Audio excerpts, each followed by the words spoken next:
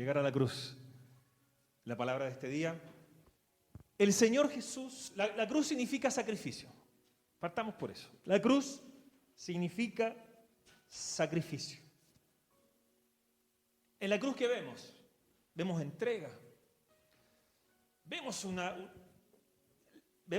que Cristo se la jugó y se la jugó, el todo por el todo, con todo lo que era, con todo su ser, para llegar a la cruz. ¿Y la cruz qué significaba? La cruz significaba muerte, pero significaba resurrección y vida eterna. Triunfo. Triunfo era la cruz. Es triunfo. La cruz es triunfo, la cruz no es derrota. La cruz es triunfo porque en la cruz Él estaba pagando por tus pecados, por mis pecados, y estaba dando inicio, ¿verdad?, a una nueva etapa en la relación entre Dios y nosotros. Entonces la cruz es sacrificio, la cruz es triunfo, y en esta vida, para todo lo que queremos alcanzar, todas las metas y objetivos, necesitamos sacrificio, necesitamos entrega, necesitamos jugárnosla por lo que queremos, ¿verdad?, alcanzar para obtener el premio, para obtener, ¿verdad?, esa meta, todo lo que queremos alcanzar en esta vida. Ayer veía un poquito una entrevista que se le hizo a Tony Nadal. ¿Ubica a Tony Nadal? Es el tío de Rafa Nadal y aquel que lo entrenó desde chavalillo a su sobrino, vio que tenía talento y lo llevó, ¿verdad?, a ser número uno, estar muchas semanas en el número uno, llegar a ganar cuantos Grand Slam y ser uno de los tenistas, los mejores tenistas de la historia, ¿verdad?, peleando con Federer los mejores puestos. ¿Sí? Y dentro de toda la entrevista que se le hacía a su tío Tony, él decía, mira, pocas veces se quejó Rafa Nadal, pocas veces se ha quejado Rafa Nadal, pero cuando las veces que se quejó, porque Rafa Nadal un tiempo tuvo muchas lesiones, principalmente en sus rodillas, tendinitis, y Rafa Nadal se quejaba, incluso tuvieron que cambiarle las plantillas, tuvieron que ponerle plantillas en las zapatillas, pero eso hizo que al ponerle las plantillas sufriera también de las rodillas, porque una cosa por otra, iba a funcionar bien con sus pies, pero las rodillas iban a molestar mucho. Pero las veces que se quejaba, su tío le decía, mira, tienes dos opciones. O abandonas el tenis, llegas hasta aquí, estaba iniciando prácticamente su carrera, o te sacrificas, o te la aguantas, peleas por lo que quieres alcanzar. Y le dijo, mira, no te quejes tanto, porque Dios, nombraba a Dios el tío, Dios, la naturaleza, decía, te dio una zurda privilegiada, una mano maravillosa, que con tu drive, con tu golpe, ganas partidos, sacas partidos adelante. Pero también te dio, a lo mejor, unos pies ahí que no funcionan tan bien, pero ahí, en esa debilidad, te tienes que esforzar.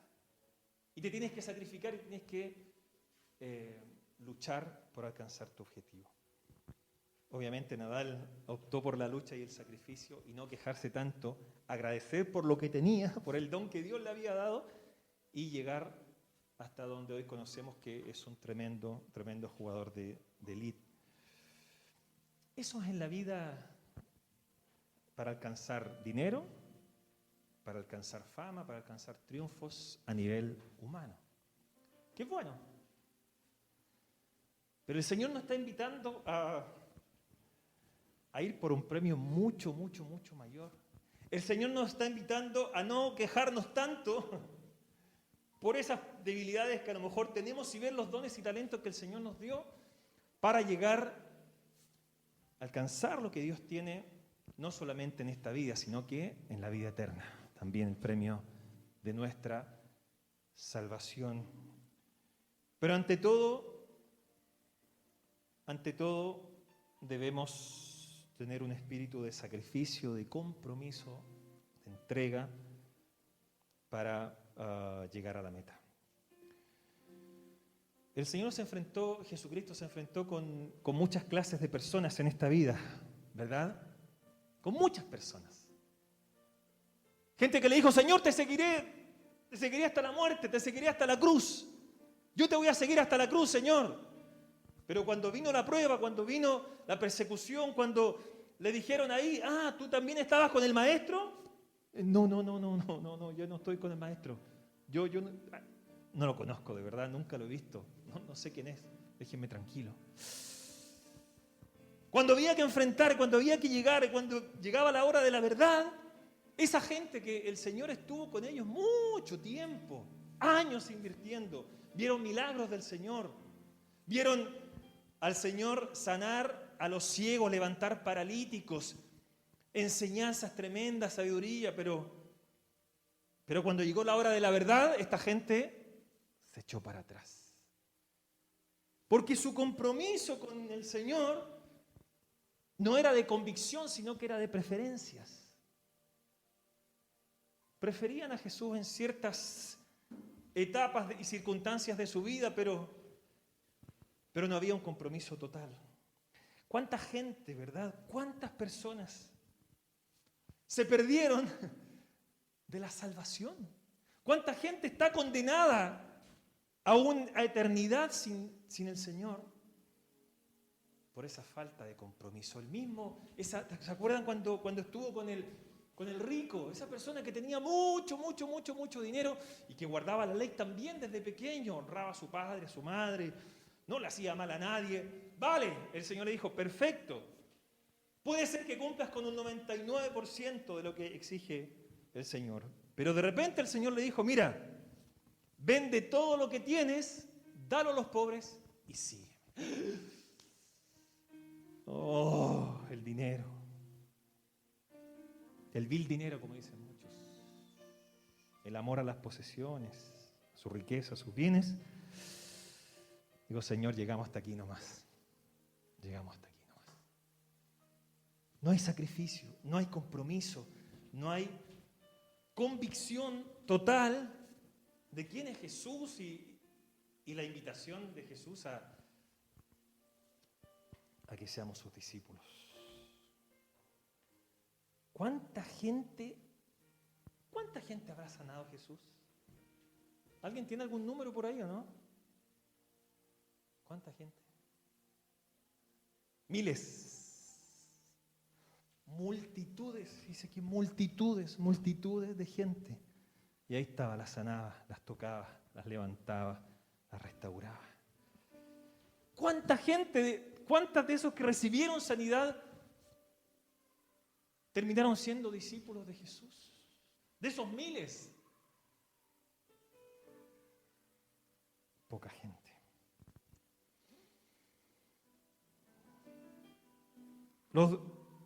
Hay un espectro, ¿verdad?, de personas. Hablamos de la multitud, hablamos de la gente que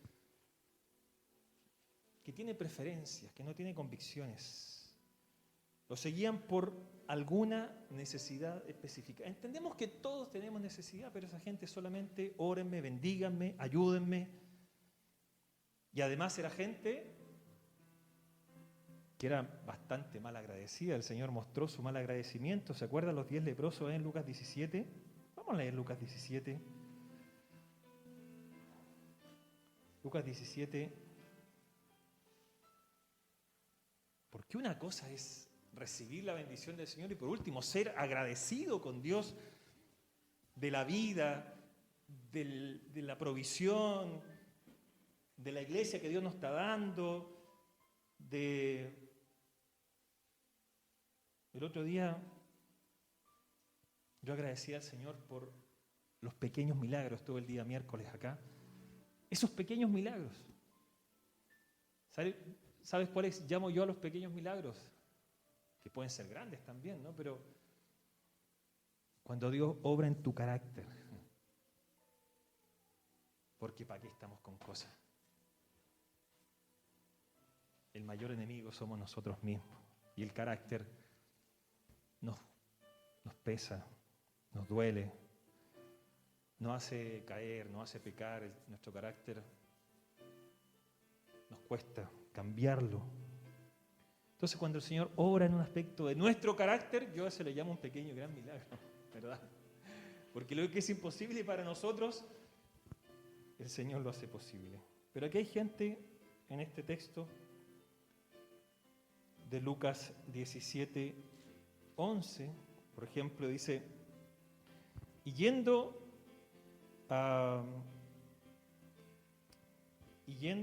hasta Jesús a Jerusalén, pasaba entre Samaria y Galilea, entraron a una aldea, le salieron al encuentro 10 hombres leprosos. Leprosos, o sea, no solamente enfermos, no solamente tiene una enfermedad. Hoy en día tiene una enfermedad, bueno, tiene una enfermedad. Pero era como a principios de los 60, 70, por ahí cuando apareció el VIH. Era gente, ¿verdad? Era lo peor de lo peor, contagioso, ¿verdad? Y nadie quería estar con ellos. Bueno, los leprosos era gente así, rechazada, los cuales, dice, se pararon de lejos, obviamente, porque no, si tocaban a alguien, el otro quedaba contaminado, quedaba sucio. Y alzaron la voz diciendo, Jesús, Maestro, ten misericordia de nosotros. Cuando él los vio, les dijo, id y mostraos a los sacerdotes. Y aconteció que mientras iban, fueron limpiados. La ley, ¿no? La ley indicaba, ¿verdad?, que una vez que eran limpios debían presentarse al sacerdote para ofrecer sacrificio. El Señor, cumpliendo la ley, les dijo eso. Y yendo para allá fueron limpiados. Entonces uno de ellos, viendo que habían sido sanados, volvió glorificando a Dios a gran voz. De los 10, ¿cuántos regresaron? Uno de 10, uno. Y se postró en tierra, era un adorador. O sea, no solamente agradecía, gracias Señor. No. Dice que se postró en tierra, se postró. Reconoció la deidad, la majestad del Señor Jesús, dándole gracias. Y este era samaritano. No tenía nada que ver con la religión judía. Respondiendo Jesús dijo, ¿no son 10 los que fueron limpiados? ¿Cómo regresa uno si yo sané a 10? A 10 sané. 10 vinieron a mí clamando, 10 vinieron a mí porque tenían necesidad, 10 vinieron a mí y vuelve uno. Vuelve uno. ¿Dónde están los 9? Y no hubo quien volviese y dice gloria a Dios, sino este extranjero. Le dijo, ve, levántate, tu fe te ha salvado. Otro milagro, salvación, no solamente sanidad, sino que también salvación. Dios no te quiere en el montón, Dios no te quiere en la multitud, Dios no te quiere en la falta de agradecimiento como estos 9 leprosos. Es tu deber, dar cada día un paso más en tu compromiso con Jesús. Todos los días. Yo tengo que reflexionar, analizar y decir cómo está mi compromiso con Jesús. ¿Cómo estoy? ¿Cómo está mi agradecimiento a Dios? ¿Cómo está mi entrega al Señor? ¿Cómo está mi integridad? ¿Estoy agradando a Dios con mi vida? Compromiso entonces, pasión. Lo otro que decía el Tony Nadal, el tío del Rafa, decía, yo a la gente cuando voy por ahí le digo, si no tienen pasión, mejor no se dediquen a eso. Eres médico, hazlo con pasión. Te dedicas a pintar casa, hazlo con pasión. Eres informático, hazlo con pasión. Te toca estar en casa cuidando a los niños o cocinando, cocina con pasión. Cuida con pasión, ordena con pasión, vive tu vida con pasión. Convicción, no preferencia, como dijimos. Pero estamos viviendo, hermanos, lamentablemente en muchas congregaciones, un evangelio light, un evangelio liviano, un evangelio Starbucks o un evangelio supermercado, donde yo voy y yo escojo, yo elijo lo que me conviene de acuerdo a mis gustos y preferencias. Pero el Evangelio no es un supermercado, el Evangelio no es un Starbucks, el Evangelio no es un McDonald's donde yo elijo combo 1, combo 2, combo 3. El Evangelio es del Génesis al Apocalipsis y demanda compromiso, entrega, convicción. Me parece a mí que a veces estamos viviendo un evangelio descafeinado. A mí me encanta el café. Cuando me toca a veces tomar descafeinado, un evangelio de cartón, demasiado emocional, un evangelio inconstante, con la mirada puesta solamente en las cosas de esta vida, un evangelio demasiado terrenal, mucha carne y poco espíritu.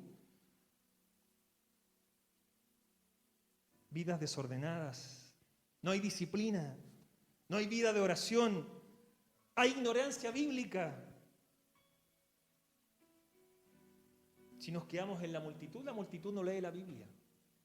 A la multitud no le va a interesar abrir su Biblia el día de la semana y reflexionar en algún pasaje bíblico.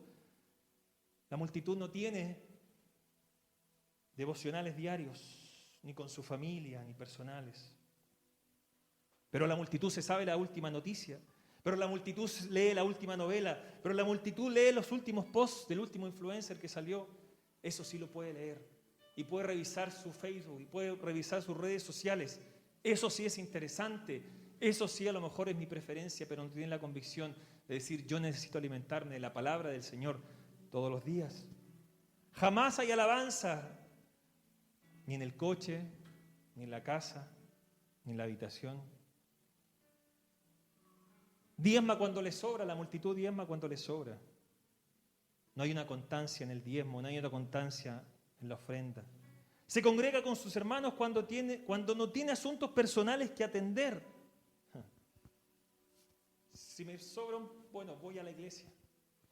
Este domingo ya no puedo, porque tengo que hacer tal o cual cosa más importante.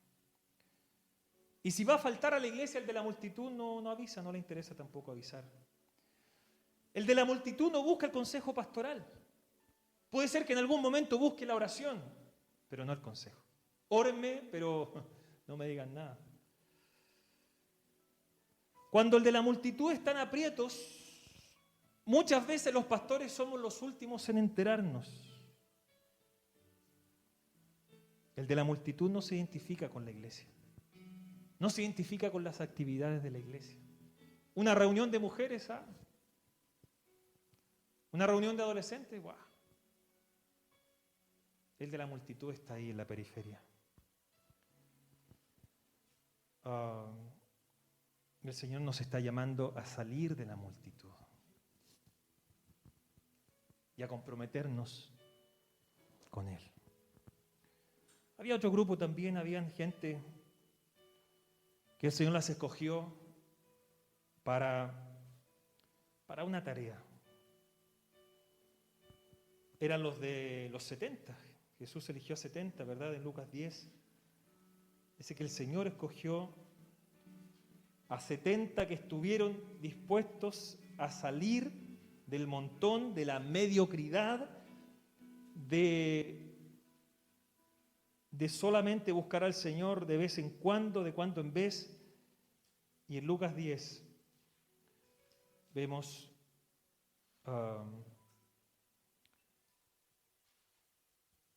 dice, después de estas cosas designó el Señor también a otros 70, quienes envió de 2 en 2 delante de él a toda ciudad y lugar donde él había de ir. Y le decía, la cosecha, la mies es mucha, mas los obreros pocos, por tanto rogad al Señor de la mies que envíe obreros a su mies. Y ahí, relata toda la historia de cómo ellos tenían la responsabilidad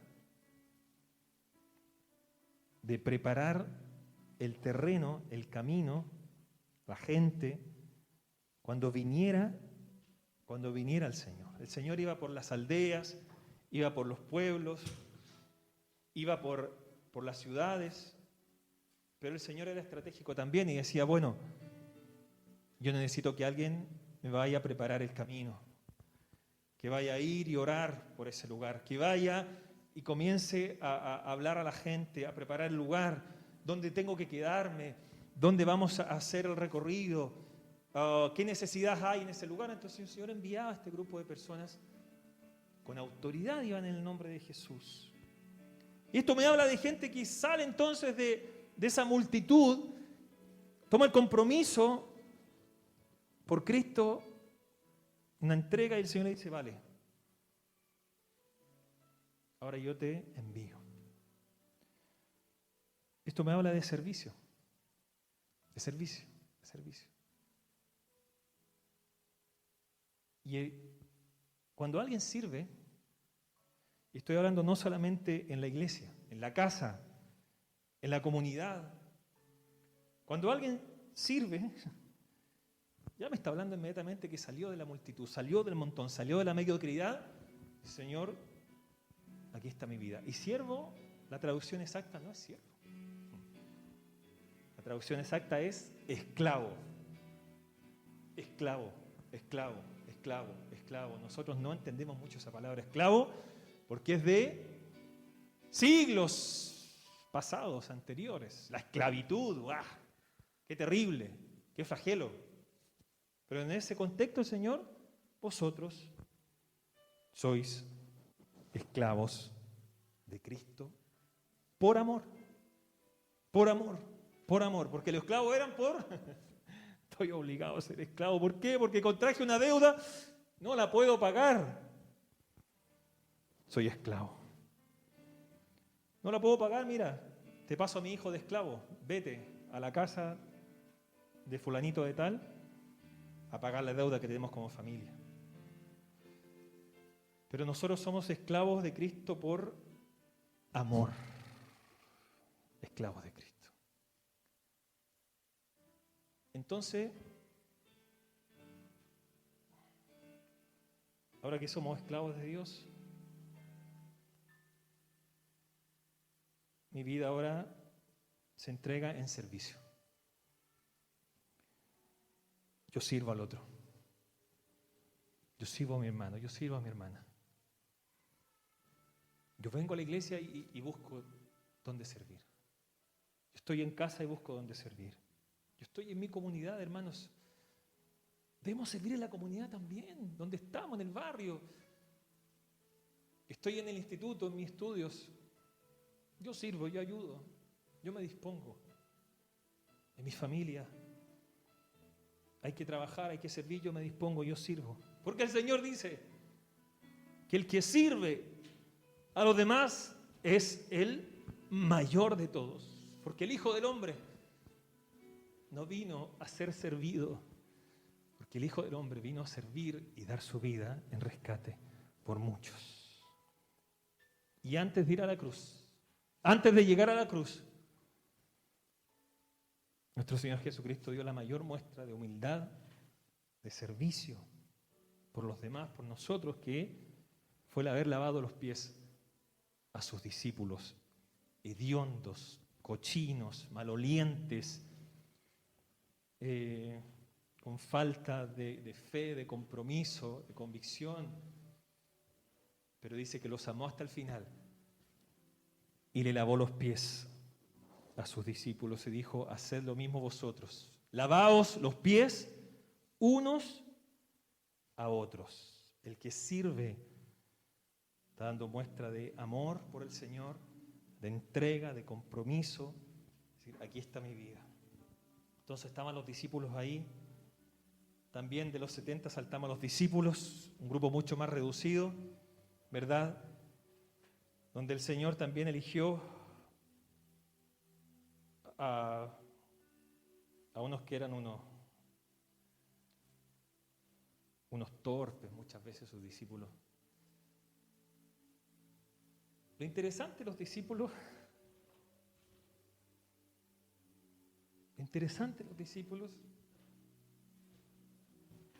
yo te aseguro que muchos de los discípulos del Señor, muchos de ellos, Pedro, Andrés, Jacobo, Juan, muchos de ellos, yo te aseguro, habrán tenido más errores que tú y más fallas que tú. eran gente con muchas debilidades, eran con gente que luchaba con su carácter. Muchos tenían un carácter echado para adelante. Los otros eran tímidos. Algunos eran súper legalistas. Señor, que caiga fuego del cielo, Señor, y los queme a todos y ya que se vayan todos.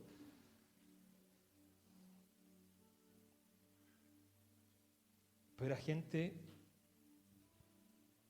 que quería aprender del Maestro, que tenía un espíritu enseñable, que se caía pero volvía a levantarse, que se caían una y otra vez, pero volvían a levantarse. Y le decían, Señor, porque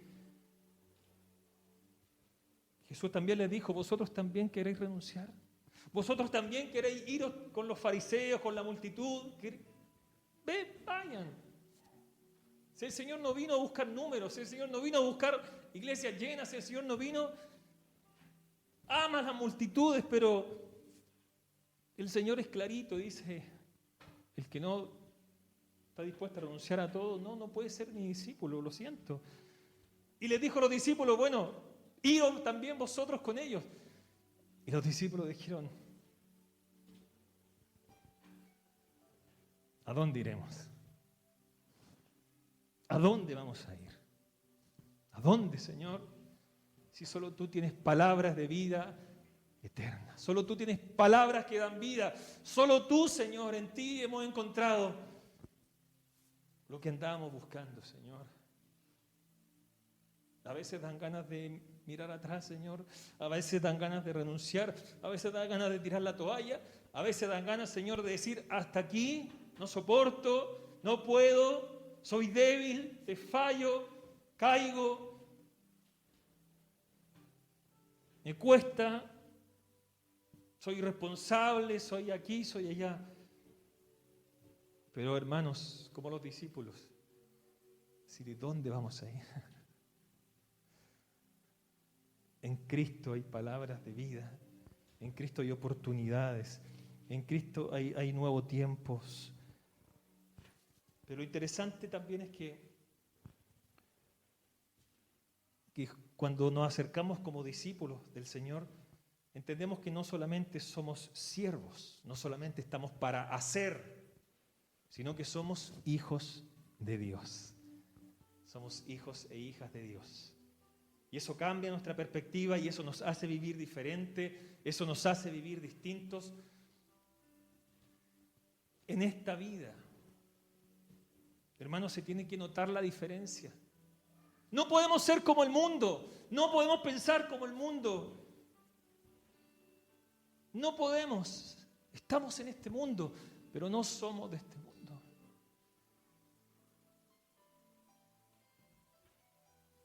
No queremos ser los raros de la clase, no queremos ser los raritos del trabajo, no queremos ser los raros. Bienvenido y bienvenida al Evangelio. Te van a tratar de raro, de rara, de extraño. Oye, ¿por qué habla así? Sin tacos, sin groserías. Oye, ¿por qué esta persona reacciona con paz, con tranquilidad? ¿Por qué viene y me pide perdón? ¿Por qué viene y me da las gracias? ¿Por qué? ¿Qué me está hablando de Jesús? Para el mundo podemos parecer locos, extraños. Pero tienes que marcar la diferencia, tiene que haber una diferencia.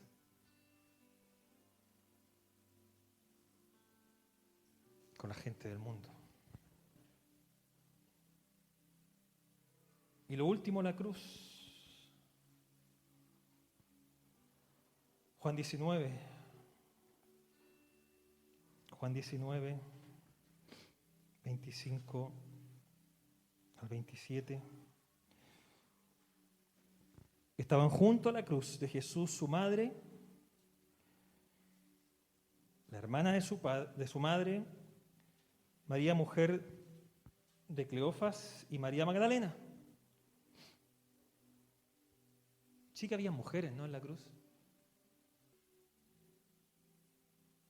Había más mujeres que hombres en la cruz.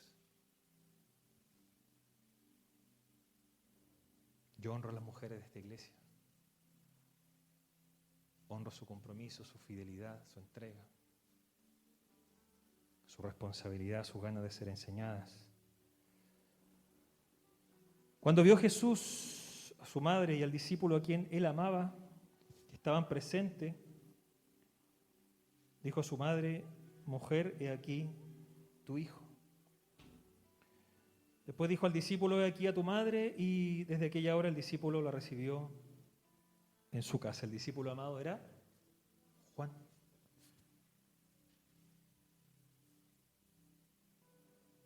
Entonces, de todos, los discípulos, el único que estuvo en la cruz fue Juan. Por eso lea el Evangelio de Juan. Por eso lea las cartas de Juan, primera, segunda, tercera de Juan. Por eso lee el Apocalipsis, porque en esos escritos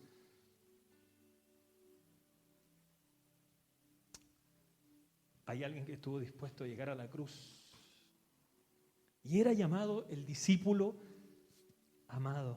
Así lo reconocían, así lo conocían.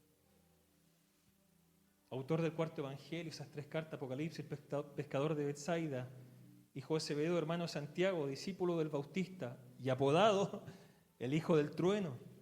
Estuvo con Pedro, con Santiago en la transfiguración, en episodios significativos en la vida de Jesús. En la última cena dice la palabra que recostó su cabeza sobre el pecho del Señor, sintió su corazón. Fue testigo junto a Pedro también del sepulcro vacío. Él creyó. Y Juan junto con Pedro y Pablo son mencionados entre las columnas de la iglesia. Y uno dice: vale. ¿Cómo llegó a la cruz? ¿Por dónde partimos? ¿Por dónde comenzamos?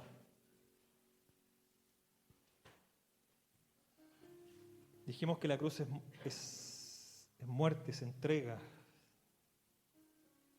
Y eso lo vemos súper así graficado. Me encanta el Señor y me encanta la religión cristiana, me encanta la Biblia, porque no son, es decir, los conceptos de Dios y los conceptos espirituales son súper, a veces, bueno, son intangibles, pero son ahí etéreos, pero el Señor habla con metáforas y habla con símbolos, con imágenes, y nos abre la mente y el corazón para entender lo que Él quiere hablarnos, cosas espirituales. Busque por favor Romanos 6 y con esto ya voy acabando.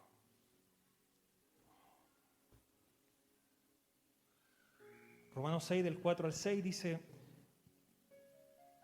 porque somos sepultados juntamente con Él para muerte por el bautismo, a fin de que, como Cristo resucitó de los muertos por la gloria del Padre, así también nosotros andemos en vida. ¿Qué dice? En vida nueva. Porque si fuimos plantados juntamente con Él en la semejanza de su muerte, así también lo seremos en la de su resurrección. Sabiendo esto, que nuestro viejo hombre fue crucificado juntamente con Él, para que el cuerpo del pecado sea destruido, a fin de que no sirvamos más al pecado.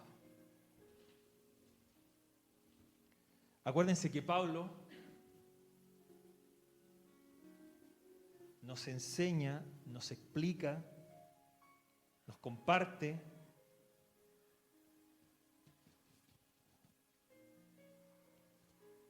la obra de Cristo en la cruz. El Señor tomó a Pablo, ¿verdad? Un intelectual de la época, un teólogo tremendo, lo tuvo que humillar para luego levantar y usarlo. Y Pablo tiene la tremenda, ¿verdad?, tarea de explicar el Evangelio. Y él nos explica aquí el Evangelio. Cuando usted lee las cartas de Pablo, te está explicando la obra de Cristo en la cruz del Calvario. Te la explica, te la da a entender. Entonces por eso hay que leer Romanos, por eso hay que leer Gálatas, por eso hay que leer Efesios, por eso hay que leer las cartas paulinas. Si no leemos las cartas paulinas, no vas a entender nada de qué se trata llegar a la cruz. Entonces, Pablo, ¿qué nos explica? Dice, así como Cristo murió, murió tal cual, tuvo que morir y ser sepultado. Un día tendremos que morir y ser sepultados. El otro día salió una noticia ahí de que una mujer dejó escrito antes de morir quién quería que esté en su funeral, ¿no? Yo voy a hacer eso también, voy a hacer algunos que no voy a permitir en mi funeral. Prohibida la entrada. Mi suegra, estoy evaluando si va a entrar al Pero Pablo dice, Cristo murió, fue sepultado. Y Pablo está diciendo, nosotros también morimos y somos sepultados. ¿Cuándo? En el bautismo. ¿Cuántos fueron bautizados los que están aquí? ¿Cuántos fueron bautizados en agua? En el bautismo fue tu muerte. Te lo recuerdo, te lo vuelvo a recordar. Ahí moriste. Ahí hay una muerte. Una muerte. Somos el agua significa que sumergidos en el agua que somos muertos, que somos sepultados. Esos segundos que nos toca estar en el agua completamente sumergidos, estamos muertos. Así como Cristo murió, nosotros morimos en el bautismo. Pero esos ujieres, ¿verdad?, nos levantan del bautismo. Y Pablo está diciendo, Cristo resucitó de entre los muertos y ustedes también resucitan. Resucitan, vuelven a la vida.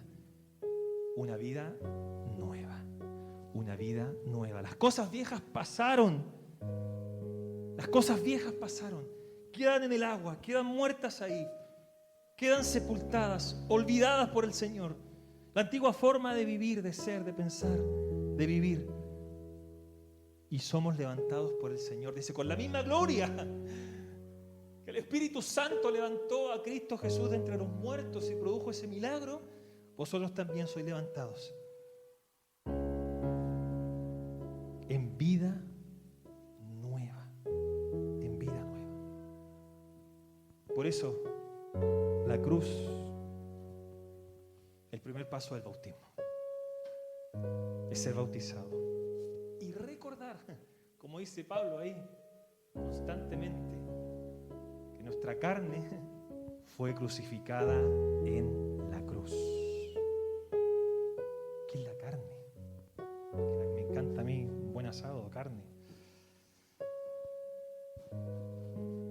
Mis deseos, mi naturaleza pecaminosa, mi antigua forma de vivir, el viejo Gonzalo, el Gonzalo carnal y mundano, el Gonzalo que no agrada a Dios, fue crucificado en la cruz. Mi ego, mi egoísmo, mi yo, fue crucificado en la cruz, en la cruz.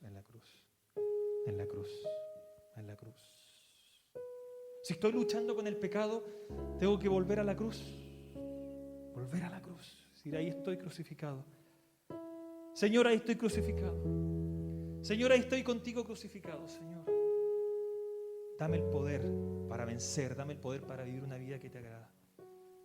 Porque soy alguien diferente, distinto. Quiero estar ahí, Señor. Como Juan. Hasta el último, hasta el final, ser fiel al Señor